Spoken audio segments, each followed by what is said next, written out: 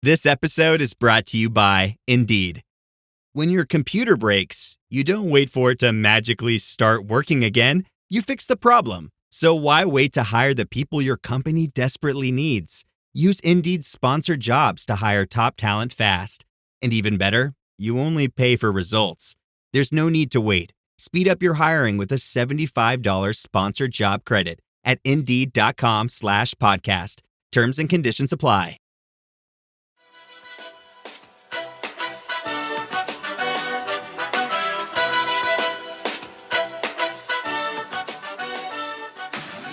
Hey, hotcakes. Welcome to Hot Take, the podcast where we examine the climate crisis and all the ways we're talking and not talking about it. I'm Mariana Hegler. And I'm Amy Westervelt. This is a little bit of a departure for us. We're talking about food writing, but we're talking about it in the context of where climate comes in, which is a lot of places.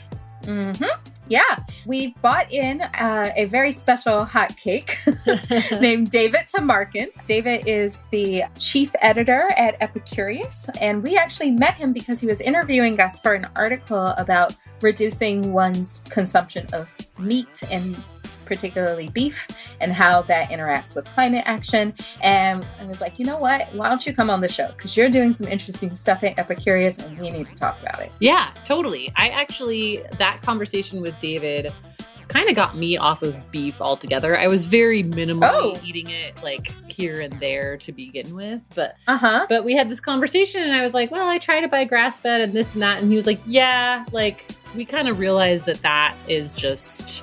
there is no way to like sustainably eat beef. And that got me thinking. I mean, I had been thinking about it, but it got me thinking more. And then the more I looked into it, I was like, yeah, I don't need this. I don't need this in my life. Oh, wow. So, wow. Yes. I didn't know that. Yes. Out here changing the world, David. Yeah. Another thing, we talked about a lot of the barriers to getting climate into food writing, including, believe it or not, but you should believe it, machismo. Machismo is a big reason you don't hear about climate in food writing. We're going to get into all of that. David has some great recommendations if you want to get into climate reading from like the poetry and fiction standpoint. Yeah. We talked about that stupid watermelon ham that's been running around the internet. We get into all of it. Like there's no holds barred. So it's a great episode, one of the best conversations I've had in a while. So very excited to share it with you. Yeah. And if you want links to all of the articles that we talk about in here, plus some additional related content, you should subscribe to our newsletter starting at just $7 a month. Best deal going. Yep. I know.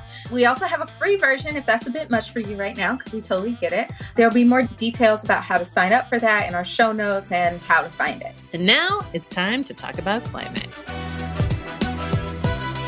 Just a quick heads up here. We had some recording difficulties this time around, so ended up recording this interview via Zoom, which means the audio quality is not quite as good as we usually like, but the content makes up for it.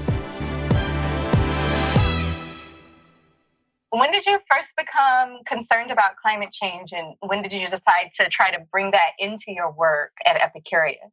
It's definitely when I came to Epicurious about 6 years ago that I started thinking deeply about the relationship between cooking and climate change. Coming to Epicurious was a pivot in my career. I stopped, messing with restaurants and just focused solely on cooking, which is what I wanted to do. And I started covering climate change in a way at Epicurious right from the beginning, and we really did it through tackling food waste. And I think that food waste was the most obvious place for us to start because, especially in the kitchen, we have a test kitchen. I was being really adamant about us not wasting any food when we were testing recipes or not throwing away food. And, I had food editors who were used to doing things like, if a cake didn't work, throwing out the cake, and by it didn't work, it could mean that it just it needed a little more salt, or, it was a little bit dry. So I think it really started there. I was like, okay, this is kind of gross. And then thinking about, everybody's always wasting food in their kitchens all the time in the natural course of cooking. So then we started covering that, and we went way in. We had a column called Wasteless for 2 years. And I'll be honest, I think we sort of ran out of things to to say ran out of tips to give about how to not waste food. I think this after 2 years, after like 100 columns, we've given all the tips we had. We were really scraping the bottom of the barrel. So we took a little break, and then we came back again and started digging in a little bit deeper on beef and kind of focusing on just the emissions of the kitchen, because the kitchen is the most emissions heavy room in the house. Yeah, that's interesting. Okay, so as someone who's not in, traditional climate media, what sorts of outlets are you reading for climate news? What are the things that kind of like your go-to sources for climate stories? Yeah, they're not groundbreaking. It's the New York Times. I get their climate newsletter. I get the hot take newsletter. I get. Yeah. Bingo! That was the right answer. That was all that was up to get. Right. The Guardian, of course, I think is the leading publication on climate change, and I mean they seem to be taking it the most seriously. And so I read the Guardian app, and Twitter. I just follow a bunch of people on Twitter that send me to the right places. And the other thing I'll say is that lately, in 2020 especially, I haven't been getting climate news from this source, but I've been broadening my thinking on the subject with literature and poetry, which I think more and more is grappling with climate change. And I don't know that I'm like learning anything new from it, but I'm definitely feeling, a lot of. I mean, there were books that were written this year, like Jenny Ofield's book "Weather," which gave me just so much anxiety, so much appropriate anxiety, and I already feel anxious about climate change. So, so I think that's a good, appropriate feeling to have. And so, I'm finding that sort of, that's becoming a big part of my climate media diet. Any other recommendations in the poetry and fiction field? I feel like our listeners would be craving that. So Weather was a great one, and then I feel like the companion book to Weather this year was a book by Lydia Millett called A Children's Bible, and I say it's a companion piece because those two authors happen to be best friends, and they both wrote novels about climate change this year, and they deal with them in different ways. And Weather is doesn't even like mention the word climate change. I don't think it's very subtle. It's very atmospheric. I mean, like I said, the anxiety is there, and she gets the message through, but she does it in a very sort of roundabout way. Whereas A Children's Bible is basically like a fable that's like a very realistic fable about what's going to happen to us, and she deals with climate change head on. Just talks about, basically says this book is about climate change. The story is it's like a horror story about climate change. It's so good, and it's actually really funny. And then right before we started talking, I was reading, I got my Paris Review newsletter, and I was reading about a poet named Ray Armantrout, who is a poet who writes about climate change. So I'm just learning about her, but what I've read so far, I really like. So those are some recs for you guys. Yeah, that's awesome. Thank you. I don't know, for us too. I'm going to read it. Yeah.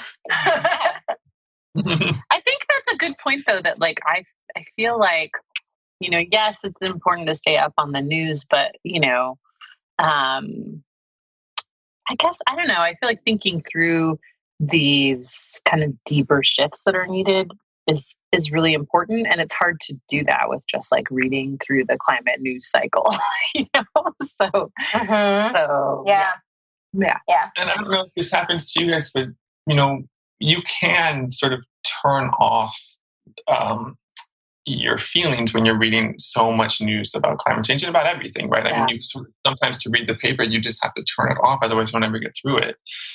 So I do think there's sort of a value in sort of connecting with the emotional side of it, to remember that to remember that this is really important shit, and like it's gonna be really sad, it's gonna be really hard, and so to kind of just keep you inspired. I mean, that's sort of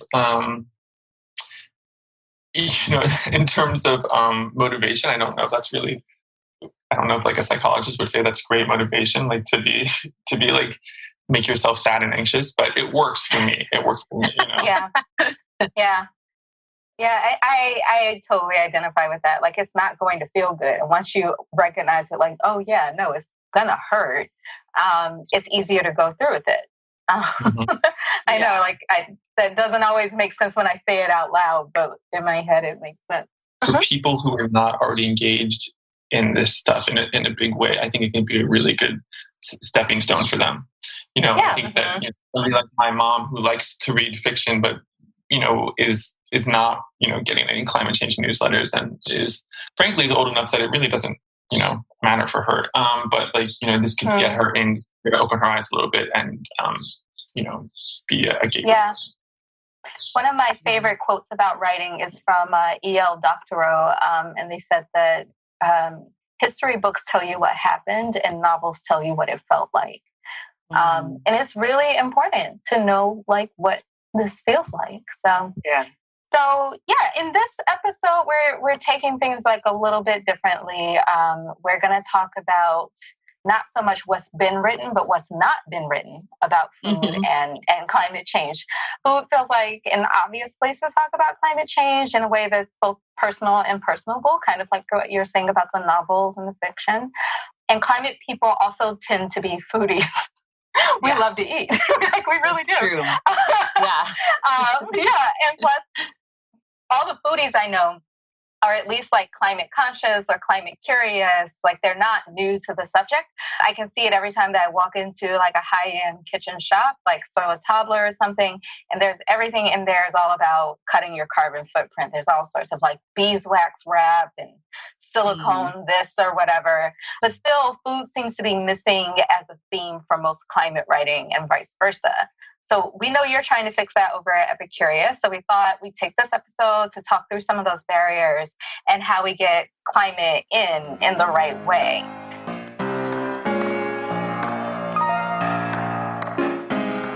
But first, I have questions. Okay, David, are you a cake? Am I a cake? Are you a cake? You have to tell us. You are legally bound to tell us whether or not you're a cake. Oh my God, I don't know what this question means, but I think I'm going to say yes. Am I a cake? I've seen all these trends on Twitter where everything is a cake. Like someone cuts into a screwdriver and it's a cake. I'm going to tell you something. I eat so much cake. It's my favorite thing to eat that I think if you cut into me, you would just find cake. That is hilarious. So yes, I'm cake. Yeah. And I'm just trying to think, like, you know, if I was in Provincetown walking down the street and I walked by a black guy and he was like, cake, I'd be like, thank you. So yeah, I'm a cake. So you must love it when we call you a hot cake every week in your newsletter. I love it. Yes. Oh, so funny. That's what I was expecting, but it was the answer I needed. Yes. Yeah,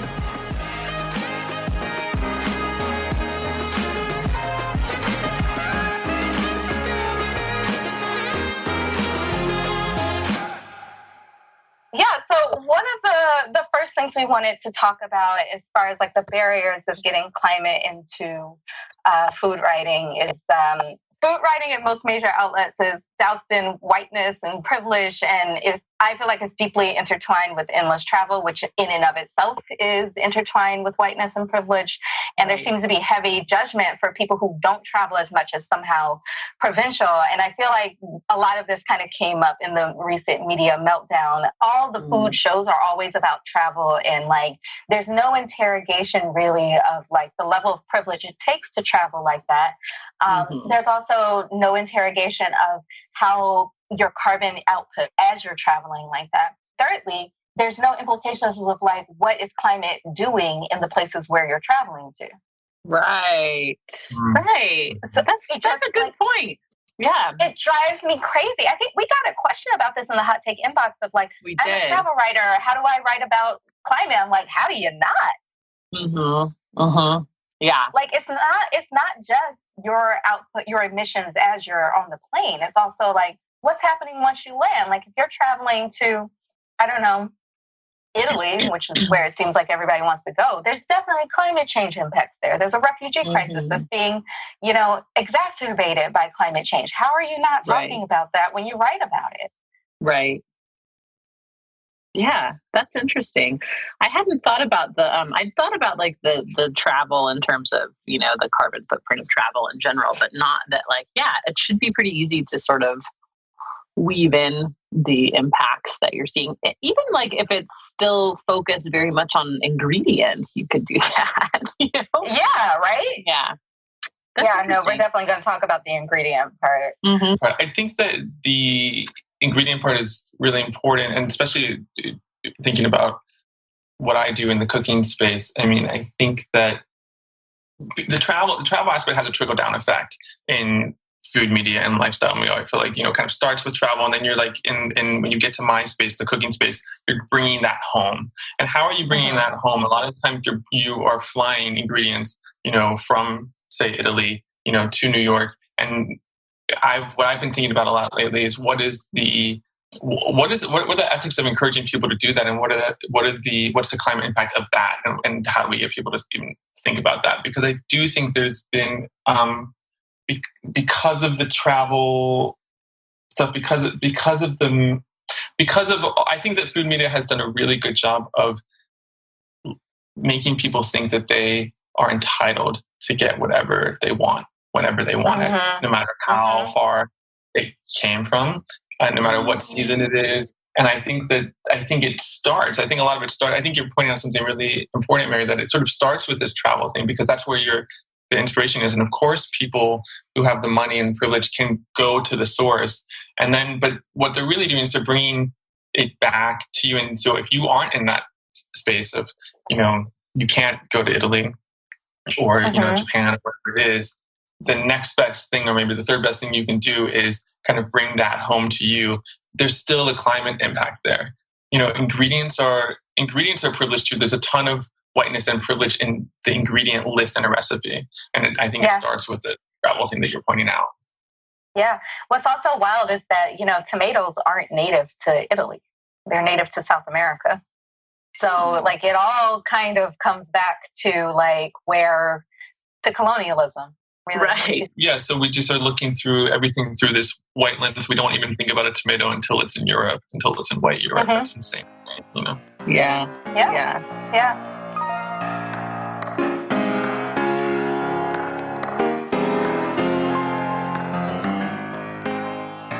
Okay, I have more questions about food trends. There's one that I don't know if you've noticed this, but it has kept me up at night. I have been so angry since I started seeing these videos of people, seemingly normal people, who smoke watermelon. What? Have you not? It's supposed to be a vegan steak replacement. A barbecue replacement. And it looks like a ham. They call it a watermelon ham, David.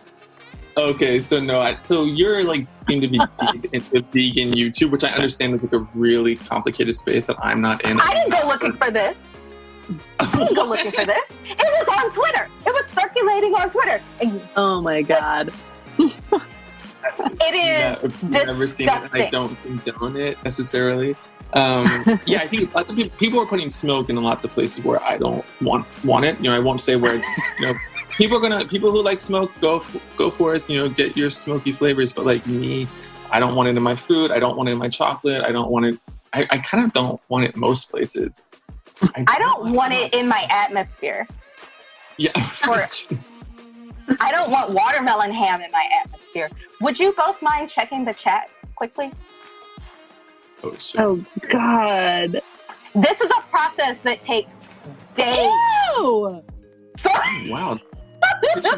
See, I love that Amy is reacting to this the same way I react to mayonnaise.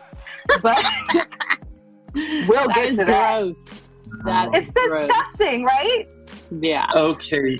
David, would you mind describing what you're seeing? Well, I'm seeing a bloody watermelon on a cutting board that looks very much like a ham. It's been cross-hatched and it's been charred, and it's wild, and it's bleeding what looks very much like steak juice.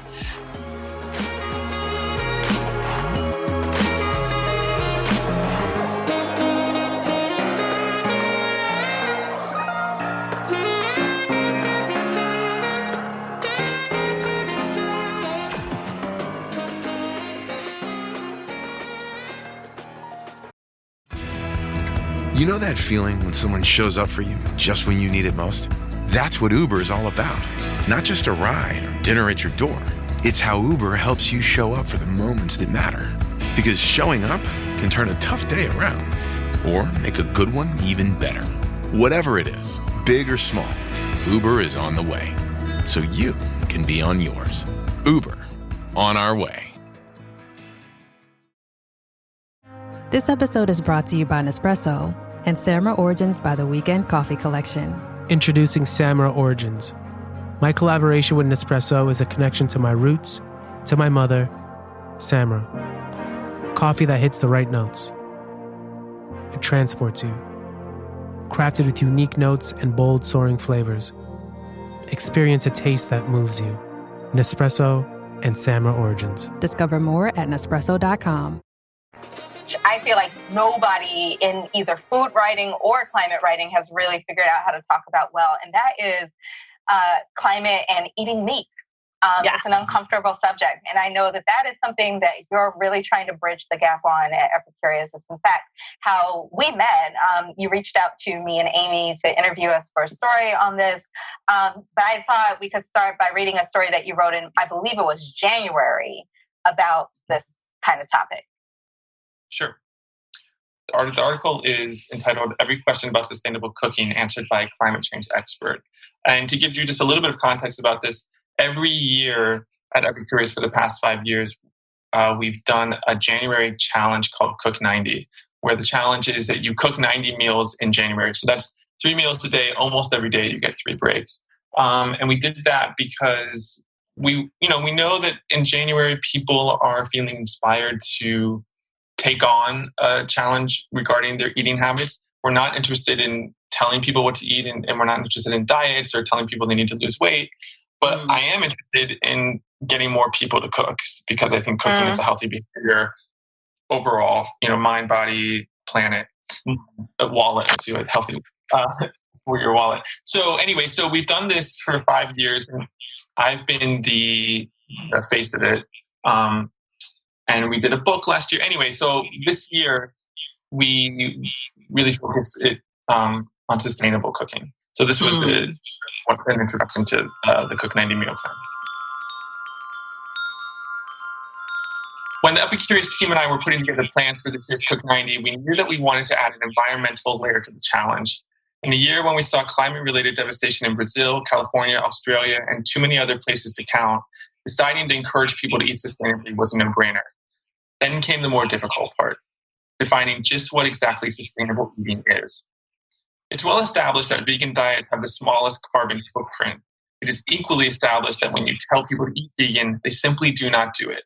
Globally, meat consumption has only increased. And then I go on to define what we at Epicurious consider to be sustainable eating, awesome. which is very little animal protein. The only animal protein we included was fish. It was low dairy, and then it was just very high on legumes, pulses, grains, and vegetables. And smoked watermelon. And smoked watermelon. That's super interesting, because I actually think, we talked about the beef thing when in our conversation, David, and I've had other conversations with people since then. And I think for a long time, excuse me, I was like, oh, well, I'll just buy better beef. I'll just only buy grass-fed beef, or only this or only that. And I think that, you were kind of like, yeah, that ends up being sort of like, sort of a trap. And I think it's true. I think that I don't know. I've kind of come to the conclusion that there is no sort of sustainable meat production. And actually, I'm I don't know if you've caught in on this whole new flavor of like climate delay that's going around, but a lot of the like, you know, eco-modernist guys are like, now they've been pro GMO for a while, and now they're making the case for CAFOs as like somehow having a less of an impact on land use and biodiversity. It's very disturbing. So anyway, I think I'm kind of like, okay, I feel like, you know, maybe we just take a break from beef for a while. Let's just do that. You know? Yeah. And I think that's what you and I talked about. Like, I think that's really where it is. And, you know, the more, and since we talked, I've done more thinking about this and more research about this, because we do have a piece coming out soon about this very question. You know, what about grass-fed beef? That's always a question people ask me when I tell them that Epicurious has not published anything about beef, and we don't develop new recipes with beef. We've cut out beef from our equation for over a year now.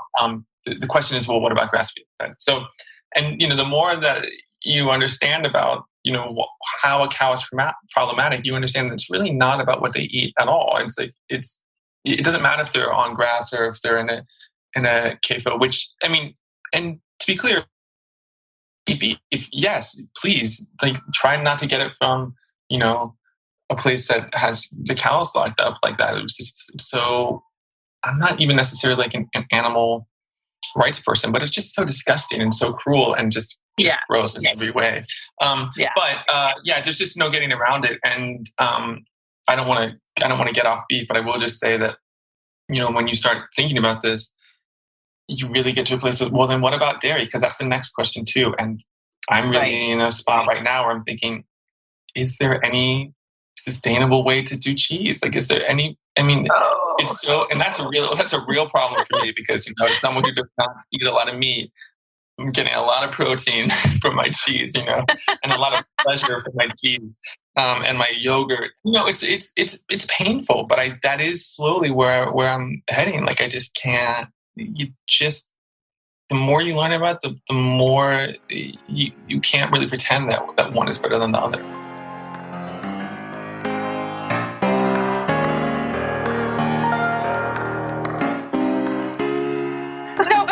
Did you not see that Twitter meme where like everything was a cake? So gross. It was some really gross shit there. Did you feel like it was disrespectful to cake? It didn't cross my mind, but now that we're talking about it, yes, I'm livid on behalf of cake. You know, I was, you know, and one thing that I think is dumb about it is like, why? I am sort of like get really annoyed when like desserts in particular like have to look so crazy. Like, why is it all gotta like be? Yeah. I was looking through like there are 8 pie books coming out this fall. 8. Oh my god! Wow, that's a lot of pie.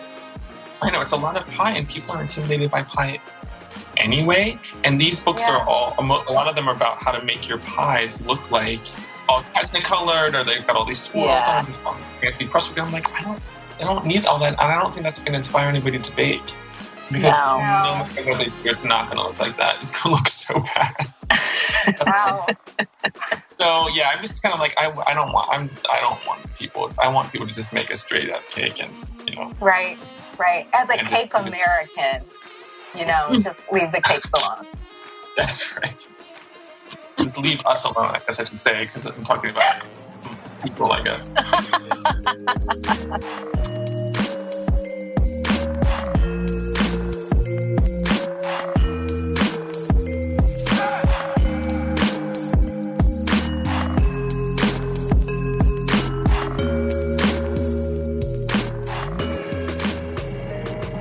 Well, as we were preparing for the show, one of the barriers you pointed out, David, was that we've valorized chefs and chef culture and the machismo and shame and homophobia that comes with that. And I was really excited to talk more about that and how that influences the way we talk about meat. Yeah. Yeah. There's a whole weird like masculinity thing involved there. That's interesting. It's well known that there's a machismo problem in restaurants, in restaurant kitchens, that chefs have this, that there's a culture in the chef world where, you know, you are a real masculine, you know, stereotypically masculine person. You're tatted up. You're holding the cleaver in your hand for your photos. I wrote a story once about like, why in every single chef photo does it look like they're about to beat me up in an alley? Like why do I don't want my food cooked by this person who looks so mean. But there's something, right. I think that somewhere along the line, chefs felt that, you know, they had to prove their masculinity because, you know, at home cooking was women's work, and they had to prove that like what they were doing was different than that. It was more of a man's thing. And there's a whole yelling culture and a whole like just really culture of demeaning people in the kitchen. So I also think that chefs have a machismo problem, bottom line. And we know that with machismo comes this sort of gluttonous thing where you're pushing meat, you're eating meat, you're butchering your own meat, you're eating pork belly on top of your pancakes, you're you're eating beef heart, you're eating the liver, you're doing nose to tail animal, you're every course is you're eating the heart first and then you're eating steak. And there's some real like masculinity machismo vibes in meat, and that's not to say that there aren't women cooking meat and aren't women butchers, but there it is. Okay, so to put it even more succinctly, I just think that beef has a reputation, steak has a reputation for being masculine, for being a macho food. They generally hate vegans. I've heard this a lot, that chefs hate vegans. They will complain. It's weird. And I will just say, like, as the vegan on this call, so I went vegan. David and I went to the same college. We both went to Oberlin. We didn't know each other there. But what David, I'm sure, will agree with me on is that Oberlin is like a vegan paradise. It definitely was when I was there in like 2002 to 2006. And I know that, like, I don't expect y'all to agree with me on this, but I have always hated cheese. Always. And I, as you know, hate mayonnaise. I generally don't like dairy. And so when I went to one of the food co-ops at Oberlin, someone gave me vegan pizza, and I was like, this is brilliant. You mean I don't have to take the cheese off? Like, this is awesome. And so that was like my gateway drug into it. Vegan food has come so far since then. That is very true. I mean, I live in like a rural area, and there's an entire section of vegan, like in every part of the grocery store, there are like various vegan options now. But it's just like we're not there 5 years ago. Exactly. And I feel like we need to stop framing veganism as like some sort of loss. And I was looking at Epicurious' site before this, and I really do see like so many plant-based options that are just like there, but they're not framed as like, this is what you get when you give up meat necessarily. It's just like, this is something you can cook. It's like you're not presenting it in a way that like puts it up against meat, which I think is just great. It's like, this is a meal you can cook. That's a really interesting point in the context of climate too, because I feel like the climate movement gets into that a lot too, of like always talking about it in terms of deprivation and not in terms of like good stuff, you know? Or just trying to justify it at all, like trying to justify it. I think something that is thankfully going away. And I think also ideas.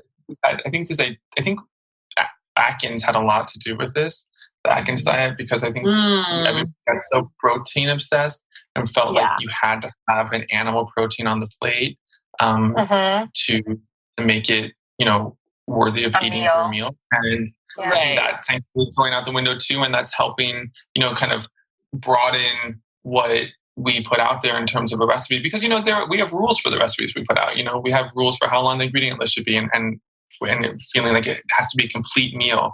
But thankfully, like we're trying to push, and also it's not just us; it's part of a broader wave of that. What we're broadening the idea of what is a complete meal and what you really need on the plate to make it complete. Yeah. There had to have been some sort of like industry marketing and influence to push some of that stuff too, right? Like I know I'm obsessed with this, like the influence of I was about to say, that's a very Amy question.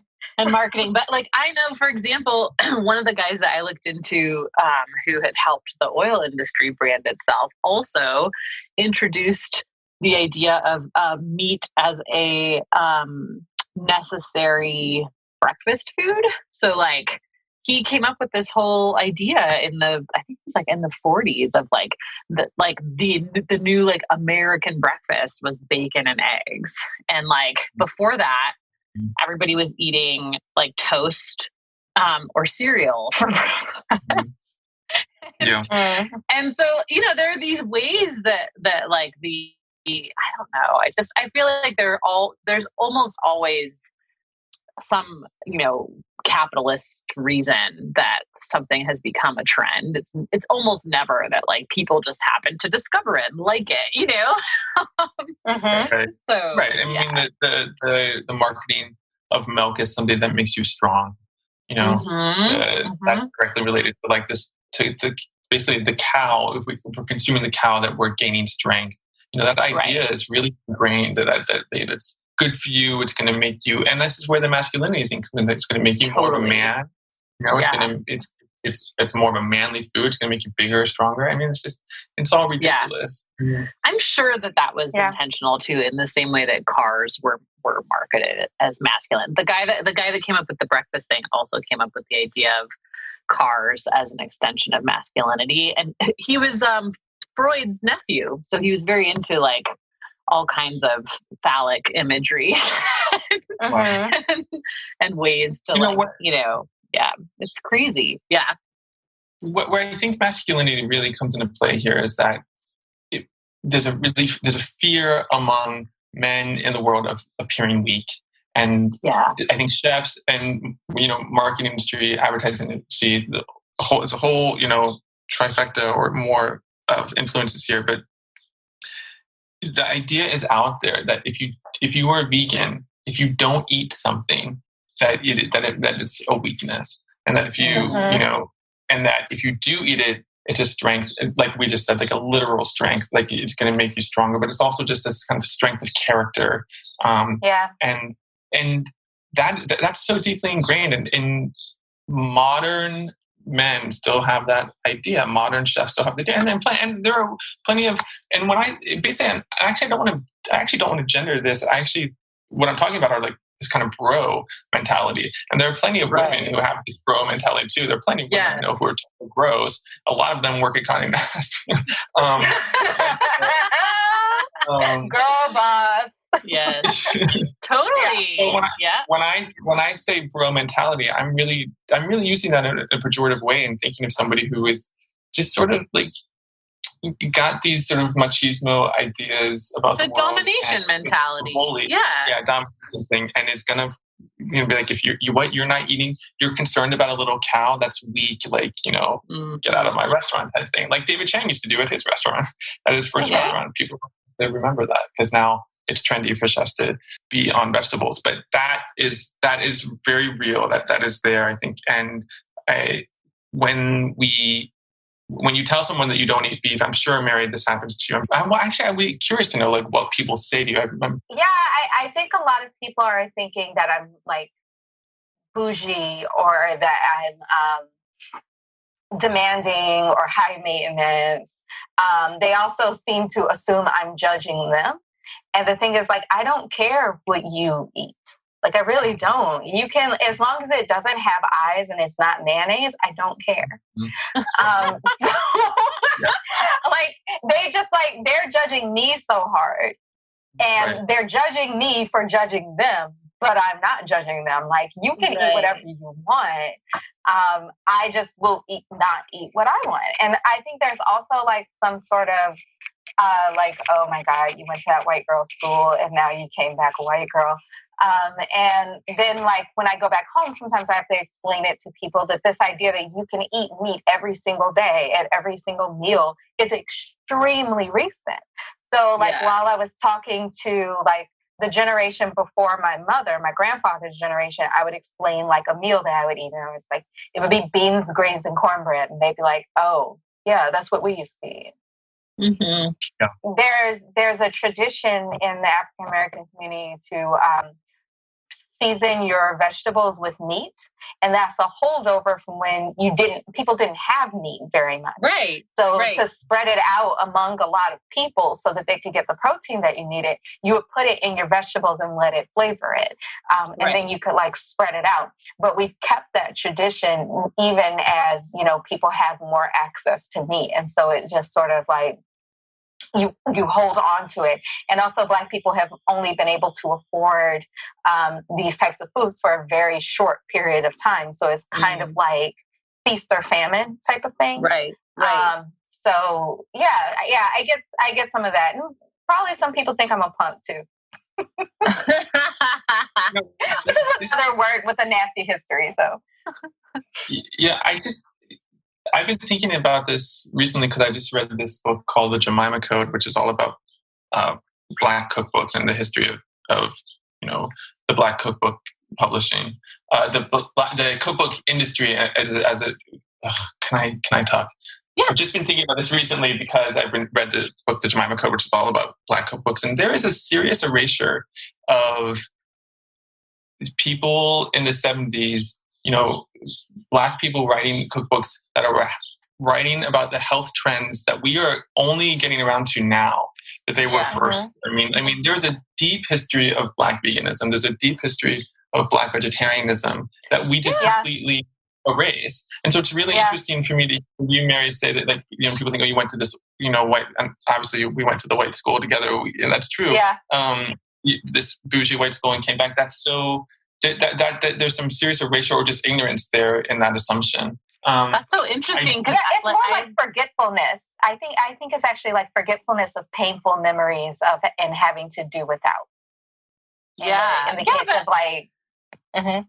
But also, like, I lived in Oakland for a long time, and like the Black Muslim bakery was like where you went to get get vegan food in the Bay Area forever. You know? And this is making me really hungry.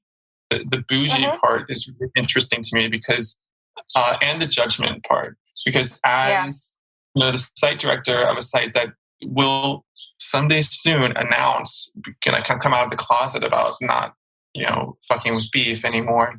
I do worry about both of those things.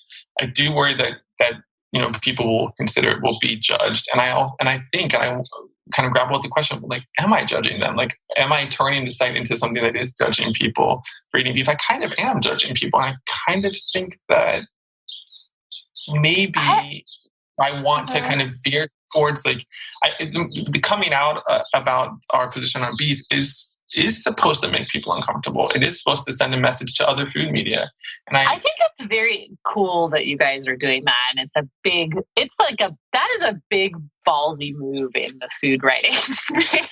Yeah, but I don't think it's necessarily judgmental. I think it's just sort of like, this is a decision that we've made, and go on from there. Like, it's not like you're saying if you eat beef, you're not welcome on our site, because I guarantee you there's nobody who eats beef and only beef. I doubt there's one. And we're not taking down the beef recipes. We're just not putting up any new ones. I just feel like we have enough, right? How many burgers do we need on the site? So sometimes I do feel like if you're feeling a little bit judged, sometimes I can, be the catalyst for some positive change. Sometimes that's true. Yeah. But the bougie part is another really interesting part of this, because a lot of times when people are eating beef, it's not necessarily because they're like huge beef heads and they just love the taste of beef. I mean, I think people love burgers. Even I love burgers. But it's cheap. Yeah. Problematically. Well, it is cheap. It's been like artificially made cheap. It's the same as like a lot of, exactly. Yeah. It's the same as fossil fuels. But also beans are cheap. Beans are cheap, yes. But beans, if Yeah, and beans are easy, especially if you get them canned. And there's lots of stuff that's easy. But, vegetables take more work than taking a package of ground beef and forming it into a patty and putting it in a pan. People who have kids, people who are on budgets, like there's so many conveniences that you just pointed out, and that have been have been kind of artificially made convenient. They're truly convenient, but because we've subsidized it. Right. And so when I say to people, okay, cut out beef, it is complicated, because I'm also trying to tell people another big thing we're doing on the site right now is talking about affordable cooking, because the economy is just as scary as climate change is. Like right now, I mean, like the economy it's going to get so much worse. And am I really going to tell people, like, no, you can't. I don't think you should be eating. We're not going to run cheap recipes that use ground beef. We're going to run cheap recipes that use lentils instead. I am, but it is a little complicated, because I do think there is a bouginess. It is a privilege to eat foods that take more time to cook. That's just what it is. I mean, having time to cook is a privilege. Having time to to peel all your vegetables and chop them and get them in a pot and take an hour to cook, that's a privilege. And so it's just so complicated, as you guys well know, these things. But see, I differ, because I don't think these were a lot of the questions I got when I decided to go vegan, and I told my friends what I was going to do, and I did it when I was unemployed. So like money was not a thing that I had, but I did have a lot of time. And I'm only cooking for myself. So first of all, meat might be quick to cook. I don't remember meat being that quick to cook, actually. Like when I go back home and like my brother is cooking meat and I'm cooking vegetables, I'm always done first. But also, like if I undercook my vegetables, nobody goes to the hospital. So that's another thing. And also, like, I have saved so much money by going vegan. And that's also because I'm not eating like things like Gardein. I'm not trying to eat like Impossible Burger and things that taste like meat, because I don't miss meat. So it depends on what you are eating. Like, I think when people think of veganism, they really just get tunnel vision on the things you can't have and how to replace that. So that your plate looks like theirs. Whereas, like, I don't want that. Give me all the side dishes. And that's like a great meal to me. It could definitely go both ways. It just depends on where you're starting from. And how you perceive it, Yeah, I think it's a framing problem. Because it's always all about loss. And there's so much that you gain by going vegan. And I'm never going to be the person who tells everyone, like, everyone's not going to have the same experience to me. I do not judge people for not being vegan. And I don't necessarily think that everybody can. Some people have health concerns that mean that they can't go vegan. Like, they actually need the animal protein. And far be it for me to judge anybody for that. I went vegan solely so I could eat more French fries. Really, that's what it was about. It was like, I don't care about the burger. I don't want cheese. I want fries. And so that was my thing. Are the fries just a delivery, mechanism for the ketchup? Or are you really No. Oh, I'm really into the fries. I can eat fries with no sauce at all. Same. So, yeah, you should do that instead of putting mayonnaise on them, Amy. Nope, never. Never. Disgusting. But yeah, like I just want to say, like, veganism doesn't have to be about loss.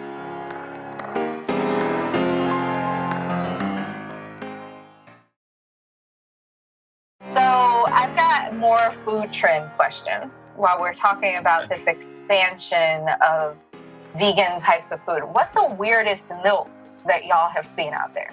Ugh. I just have to say that the phrase nut milk is disgusting, and I don't understand what people were thinking when they came up with that as what this is what we're calling this? Come on. Just it's also in that name, pea milk. Why? Yeah, they're trying to call it, I don't know.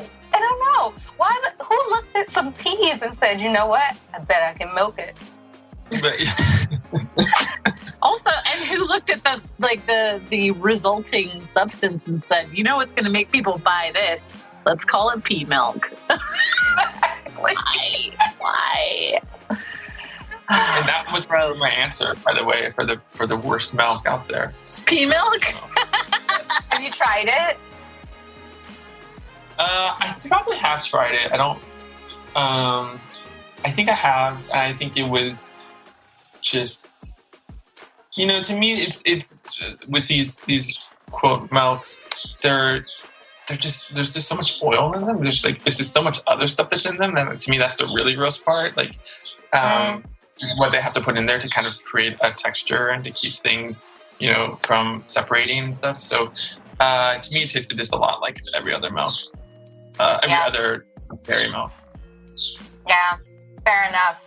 I think that all non-dairy milk should be called milk. I think that's just we should make that a thing. Just call it milk. Milk. Milk, with an N. Oh, milk. So instead of saying a good idea. Milk, right? Yes. Oh. And so I proposed that on Twitter, and somebody was like, we should call it pilk for plant-based milk. Call it what it is and not what it is. And I'm like, that doesn't sound sexy. Pilk sounds disgusting. Pilk sounds gross. I can see a real hipster carton of milk right now. I think that's a really good idea, and I think it would be good. Yes. Yeah.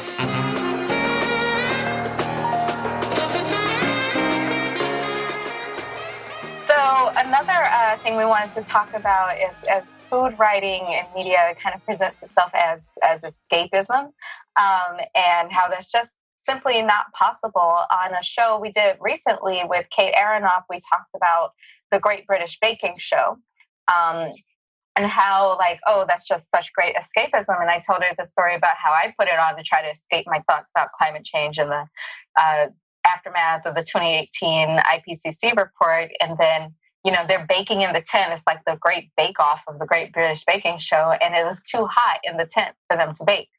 Mm-hmm. And it's not supposed to be that hot. So they had to get out the tent. I was like, God, I can't get away from climate change anywhere.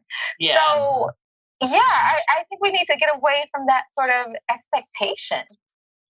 Yeah.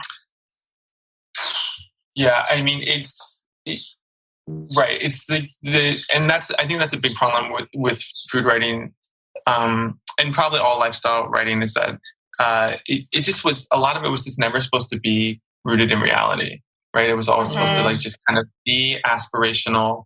And I think that has really fed a lot of people's ideas about what their lives should be like. I think a lot of people took this stuff literally when perhaps, as editors, we were like, well, we're not really expecting people to live this way. We're supposed to give them kind of something pretty to look at on the page. We don't really expect people to travel to this place or to go on these expensive cruises, or when Gourmet was around, I loved that magazine, but they were writing about, boxes of chocolate that were $200.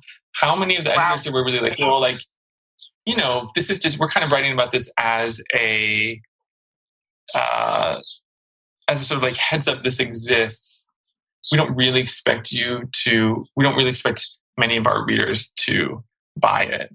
And yet I think that, it was presented seriously, and we have really enabled a culture of, again, entitlement, that we just feel like we're entitled to all these experiences and all these,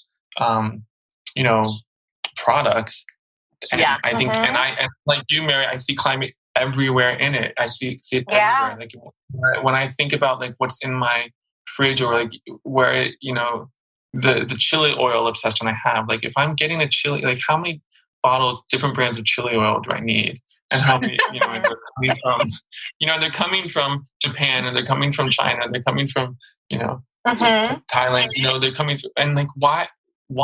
I know I have a recipe in my cookbook for how to make chili oil. So I can just do it. But I feel like if I'm going to be a cook in 2020, and this is a real thing that I feel, and this is so weird. If I'm going to be cooking 2020, I need to have a big selection of chili oils because that's the way people are cooking now. That's sort of like a trendy thing, and like recipes call for it, and that's it's what I see on interesting. Instagram. So I wonder too if like the quarantine stuff has exacerbated all of that because people are like at home and they're trying all these different recipes and they're like mostly just ordering things online anyway, and it all kind of blends together and like I mean, the justification of I'm not doing any traveling. I'm not going out to restaurants. I'm not spending that money here, so I'm going to spend it online here instead. That is very real. But of course, the biggest problem, I mean, this is the thing that really drives me crazy. The biggest problem is all the delivery. To me, that is the biggest. That is one of the biggest, to me, climate issues when it comes to cooking, which is just the fact that home cooking is dying. Like statistically, there's less and less people do it, and what is replacing it is this food that comes to you in a car, packaged in all this wasteful material. So you're getting everybody has a drawer full of plastic utensils, wrapped in that plastic bag with the disposable napkin, and it just makes me so sick. And I think that is really the biggest problem, and that's why I think that's why we started. That's one of the reasons why we started Cook 90, but to encourage people like, look, don't go on a diet. Just teach yourself how to cook, and just go on a takeout diet, because I think takeout is just really horrible for the planet. And for the people. What do you think about like the box subscription? I was just about to ask that. Yeah, I'm curious about. Well, okay, so two things. One, I live in a place that has no food delivery at all, so so like it's like you can do it. You can totally do it. But then also I do like when all of the Blue Apron and like now there's 10 different ones started coming about. That was the main thing I worried about, was just how many little tiny plastic packages there are in each of those boxes, and like where are these ingredients coming from and all of that kind of stuff. But I don't know if you have thoughts on that, David. I have many thoughts on it. I'm going to try not to go on for 2 hours here. So in general, I'm pretty mad about these boxes. The biggest reason I don't like them is that I think they solve a false problem. I don't think I think they really have done an excellent job at making home cooking feel like an inconvenience, feel like something that's a waste of time and a waste of money, even though these boxes are obviously way more expensive than if you just bought the ingredients. Yes, way more. I'll tell a little story. I was a couple years ago, when Blue Apron was, I think, at its biggest, and they had people on the street, at least in New York, they did, where they would stop you and say, like, "Hey, you like cooking?" And they were like handing out like a free trial or something like that. And but their question was, "Do you like to cook?" And I said, and they stopped me, and I said, "Yes." And they said, "Okay, but do you?" They said, "Do you like to shop, though? Do you like to grocery shop?" And I was like, "Yes." And she was all flustered. She's like, "What do you mean? Why do you?" And then she's like, "Well, where do you find the time? Where do you find the time to do all that cooking? And where do you find the time to do all that shopping?" And I thought that was such a weird question, because where do I find the time to shop? Like, I don't really have a choice. If I don't shop for my food, I don't eat. Like, this is like a really good. This is like a survival. This is like a survival thing, right? Like it just seemed like a real necessary thing, and I think they've turned it into something that's optional, like sourcing your food, hunting and gathering, right? This is like kind of like the modern version of hunting and gathering your food, like going to the grocery store and getting your food. It's not onerous. It's not something that's an inconvenience. It's just a necessary part of life, and they've turned it into something that is, like I said, completely optional. Now, that said, I do like grocery delivery sometimes. Not really, but I'm not as mad at grocery delivery, but I'm as I am at the food kit. So that's my first problem with it. I think the marketing has really done a huge disservice to society. You know what's interesting about that too is that I feel like I will say you don't have kids, right, David? I don't. Okay, so as the parent in this group, grocery shopping with kids is a giant pain in the ass. But I feel like that is also something that has been turned into part of this marketing thing. And I very much enjoy the occasional grocery shopping trip without my kids, but I make a point of taking them with me because I feel like that is kind of an important part of teaching your kids where food comes from too, yes. Because and I don't mean food comes from the grocery store. They'll ask, what is this? And my kid keeps wanting me to buy oranges right now. And I'm like, well, oranges aren't in season, so we're not going to buy them. Right. That is a conversation that wouldn't make sense to him if we weren't in the grocery store. So yeah, but this also brings up another thing is that a lot of these ingredients that we just take for granted are kind of on the endangered species list, so to speak, right? Coffee and wine and olive oil. I can chocolate. Yeah. And I feel like COVID is a precursor to all of that because we've kind of gotten this jump shot of plenty is an illusion. And climate change is going to make that just a million times worse. And that also just makes it so much weirder to me that climate change is not a prominent topic in a lot of food writing. Absolutely. And I think that cooking sites, their MO is, I don't even think they're thinking of it as escapism, but it's just to enable. It's enabling. And I kind of get the impulse because, we think if we have a mission, our mission at Epi is to get people to cook more. And so we trying to be a positive space, a place for education, a place for inspiration. And so we're just trying to enable all this stuff. And there's not a culture of lifestyle journalism really saying no a lot of times. Unless you're telling there's no limit. Unless you're telling people to go on a diet. I feel like, women media in particular, as I don't have to tell you guys, has been obsessed with, dieting for a long time. But that's really the only instance that comes to mind at this moment of lifestyle journalism really taking a stand and saying no. And I think we really need to do that. I think the concern is that we don't want to be pushy. We don't want to be judgmental. We don't want to rock the boat. But what choice do we have at this point? But there's also this false framing there of the idea that there can be no joy in limits. You know what I mean? It's limitlessness or nothing. There's I don't know. I feel this is a whole thing that's coming around with the discussion around the economy and degrowth and all that stuff too. That this idea of learning to think about and talk about limits as not always negative things. That there are choices we can make that will overall make life better.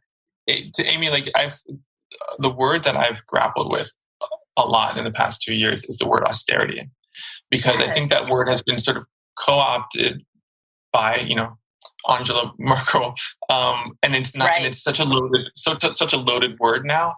But I do think there is a space, or maybe I'd love to find a new word that kind of gets at some of the ideas of austerity and sort of depoliticizes it and makes it a little less weighted. Because I think I truly, because this is where I am in my own life. I think that austerity needs to happen in people's cooking and eating. I just think that we just have to think about, really kind of pull back on our choices, like you're saying, and make better ones. And it's gonna, you're making a good point. Some people are only going to see it as pain, but can we find a word, or can we find a framing where we're talking about austerity, but really talking about it as a positive thing, because it will be a positive thing if we, if it leads to, us not catching on fire in the next 50 years, Right. So, right. Right. What about simplicity? That's the word that just came to my mind too. Simplicity. Yeah. Like, it's a very appealing word right now, I think. Yeah. Simplicity. Yeah, I think there's something there. I think that. Right. Because like the idea is that you're cutting out all of these chains, and like food has just gotten so complicated. It's got to go through like all of these food that doesn't go through checkpoints. That doesn't have to like wait days and days before it gets to you. It's just like more direct, and therefore is something that you can savor more. Yeah. And like I don't know, seems like the opposite of excessive or over the top or complicated or whatever, you know? Yeah.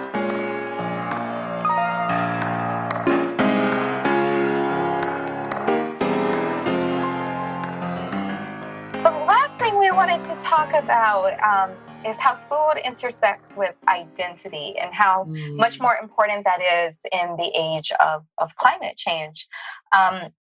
Because in this world where people are losing the places that made them, food is one of the things that can still tell you who you are. It's like air and water and land. Food is one of those things that we need to live. And it holds our traditions even when we lose connections to the countries that we call home. It's why food is so important to immigrant and refugee stories, why often some of the first things that immigrants and refugees do once they land somewhere is open a restaurant. It's why Africans brought seeds with them to the Americas. That's how we got okra. Food allows us, at least for a moment, to go back to the place from which we've been exiled, and climate change is exiling more and more people. Like, it's not like you can just go back to a lot of these places.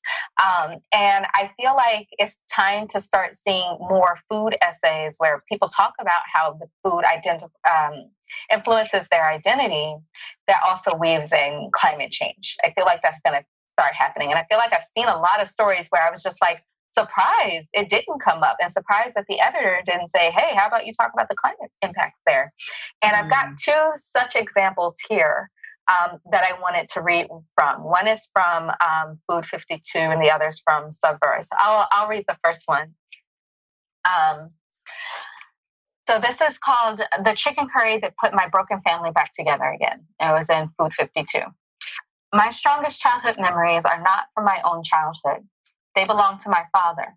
I think of them often. Children picking mangoes straight off the tree, chickens running free around the house, men measuring their wealth by the cows they own, and a village taking care of its many, many children.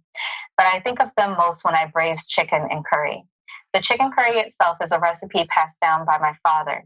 Each time he'd prepare it, we'd sit down as a family. The stories would flow. It became how we understood where he came from, not just through his stories, but in the ritual of eating in the same traditions. And sorry, I forgot to mention her father was from Malawi. Interesting. Yeah. Man, now I want to eat chicken curry. Me too. I've also got this other story that I'm going to make Amy read. It's called Return to Oaxaca. It was in Subverse. It was in what? What was it in? Subverse? Subverse. Okay. Yeah. Okay. All right. Okay, so Return to Oaxaca. That's the thing about Oaxaca. You can leave it, but it never leaves you. Known as the, quote, land of seven moles, Oaxaca is also the land of the Zapotec, Mixtec, Mazatec, Mixe, and other proud indigenous peoples. Because the Spanish ruled some rugged pockets of the state in name only, its culture remains closely tied to ancient flavors, techniques, and ingredients. Native corn, chiles, agave, and cacao from the bedrock of Oaxaca's cuisine, as well as its agricultural economy, form the bedrock of Oaxaca's cuisine, as well as its agricultural economy and strong sense of community. Yeah, how could you not talk about what's happening to cacao in a story about moles? You cannot. Yeah. Right. And also, this story is about like people returning to Oaxaca after they have, sort of like this reverse migration that's taking place from California back to Mexico.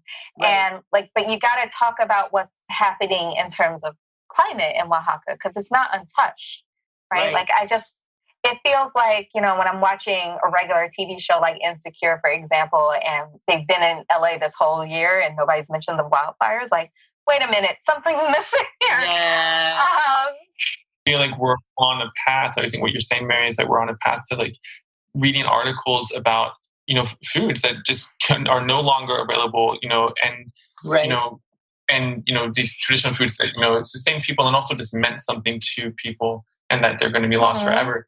The thing is, we only read those stories, and as editors, I think we're prone to only running those stories after it's happened. And to give the heads up is just somehow seen not as quite as sexy, because like the answer, the question is always why now, right? Why now? Why run the story now? Of course, the answer is why now, because if we don't run it now, this stuff will really go away. But we tend to wait till it's gone away, it's lost, or it's almost lost. We only read about endangered species of birds or animals when they're almost extinct, right? Like we don't read about when there's 5,000 left, because people we just trained ourselves not to care, or to believe that something will come in and fix it and turn it around, that we don't have to worry about it. I think about it in terms of like whenever I eat something or cook something that reminds me of New Orleans, like the city that's slipping into the ocean. I can't do that without thinking of Katrina. I can't do that without thinking about how I wanted to move there. But by the time I graduated college, it was not a place I could move. And even now, I can't in good conscience move to New Orleans. And how but eating it can take me back there, but also it brings all these conflicted sort of memories. And I imagine people are having that sort of reaction to foods from the Middle East, or even foods from Bangladesh, or places that are going underwater, or Australia, right? All of those things influence your memories. And even if you have lost access to that place through war, through famine, or through climate, I'm sure that the food traditions, for example, of the people coming to the United States from South America, their food traditions are probably very precious to them, because it's the last thing you have left. It's the last way that you can recreate home. Right. We're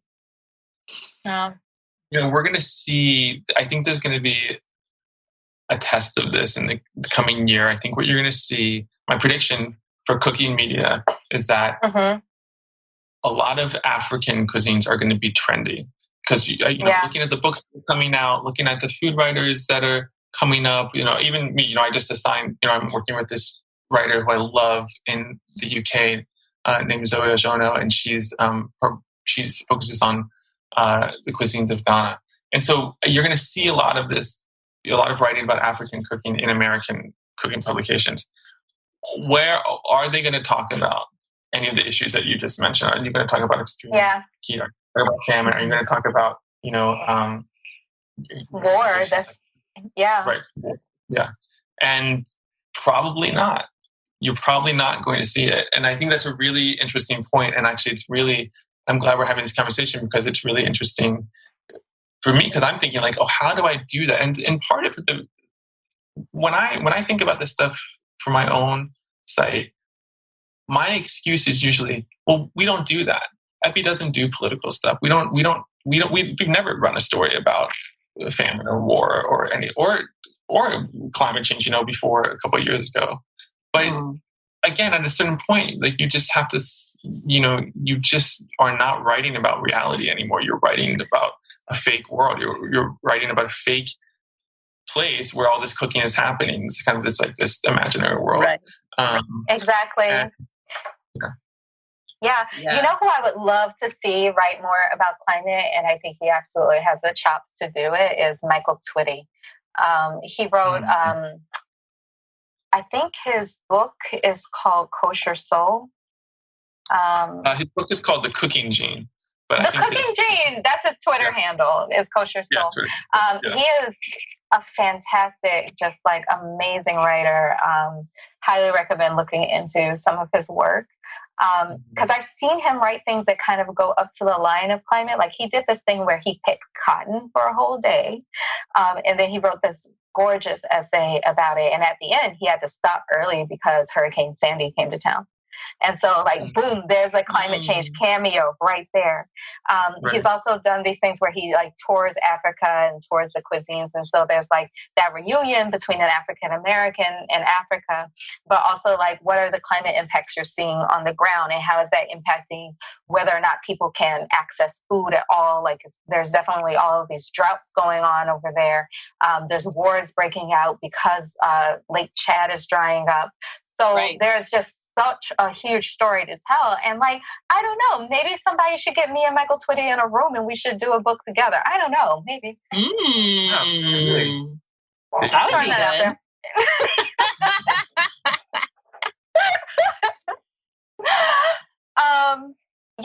I do hope to see more writing like this. I think that if we can connect food to immigration, if we can connect food to refugees, we have to connect it to climate, because if you just scratch the surface of why people are leaving where they're from, you're probably going to wind up at climate, even if you have to go through a layer of violence first.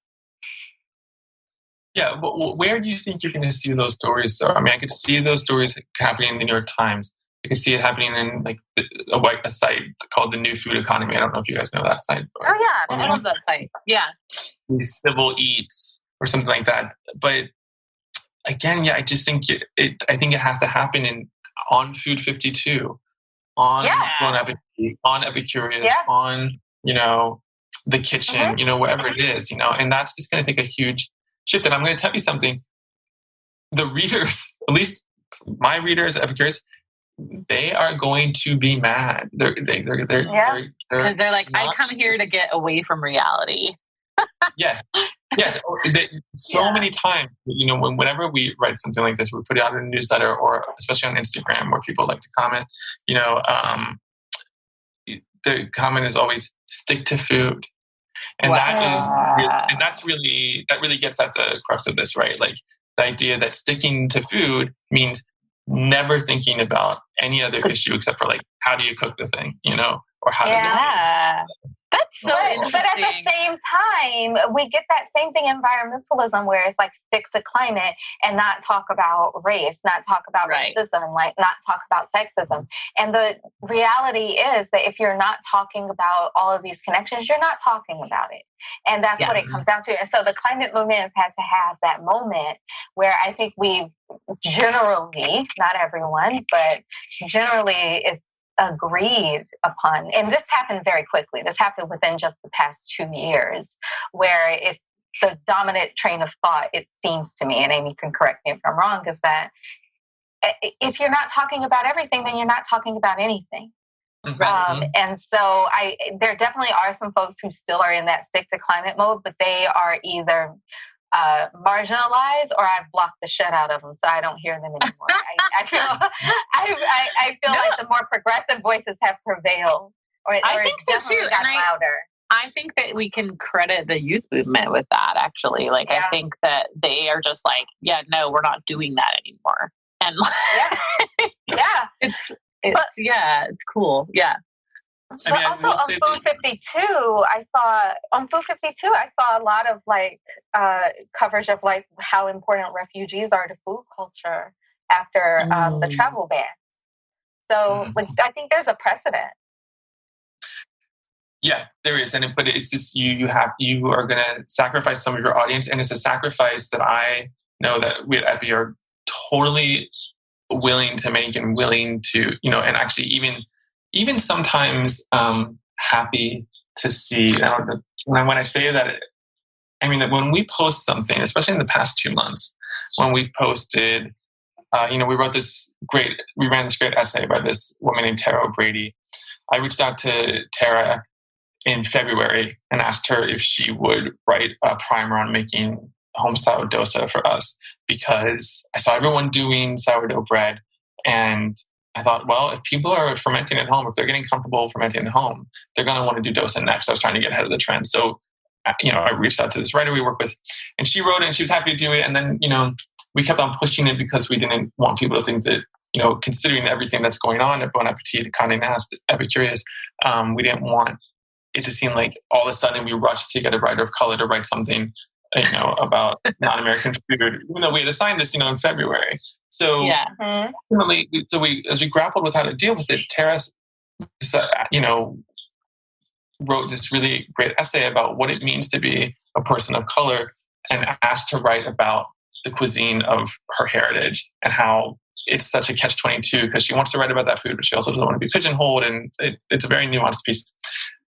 Anyway, when we put something like that up on our Instagram feed and we get the comments like saying stick to food or like this is political nonsense, or we get like some Trumpy comments, we consider that a win because we're like, okay, we've lost these people know what we're doing now, they know what we're about, and they're not coming back. Good.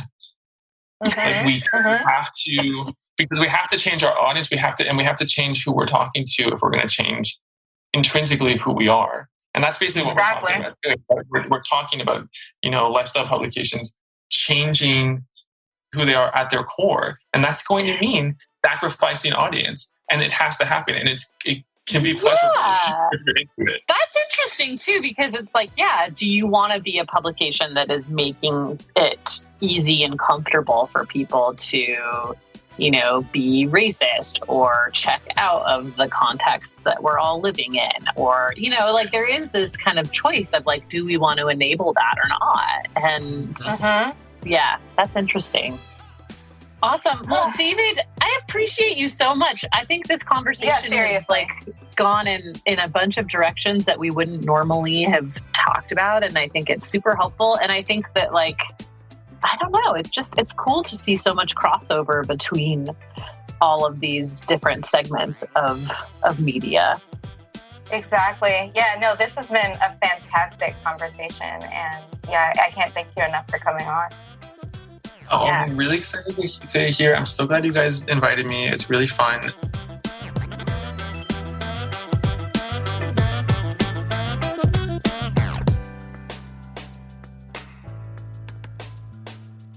Thank you so much to David for joining us on the show today. You can and should follow him on Twitter. He is at David Tamarkin, and Tamarkin is Tamarkin.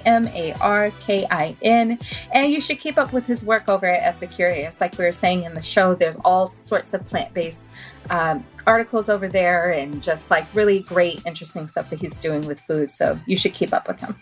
And you can also follow us on Twitter at Real Hot Take. I'm at Amy Westervelt, and Mary is at Mary Hegler. Right. And like we said earlier, you should subscribe to our newsletter. We're doing great stuff over there. Everything from movie reviews, like have you seen Beasts of the Southern Wild recently? So good. It hasn't been recent enough. We're also doing original reporting to climate grief essays. Amy just did one on climate grief and motherhood. We're doing good stuff, and you should subscribe for it. We don't want you to miss out. That's right. You'll also get bonus clips from this show and general rants. We've got a lot to say. Yeah.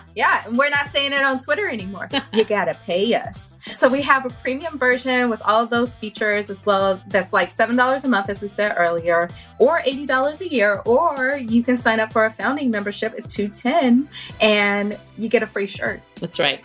But we understand that not everyone can do that right now, and we firmly believe that that should not keep you from keeping up with the most important story of our time.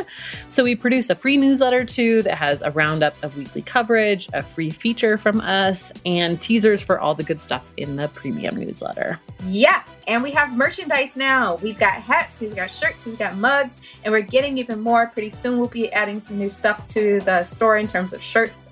They just deliver, and they are beautiful. And if you have shirts or whatever, please send us pictures. We love seeing our community. Yes. All right. That's about it for this episode.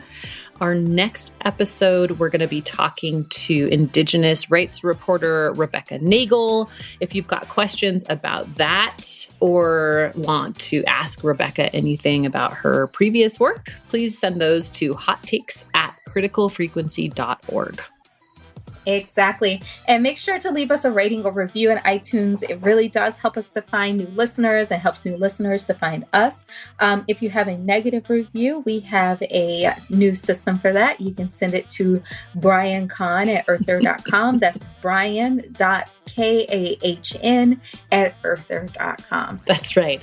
Or again, head over to BP and Shell's podcast and leave them some snarky reviews. Always a good thing to do. But you should do that. Yeah, but you should do that even if you give us a good review. That's true. Just do that. Just do it. That's right. All right, we'll talk to y'all again soon. All right, keep fucking that chicken.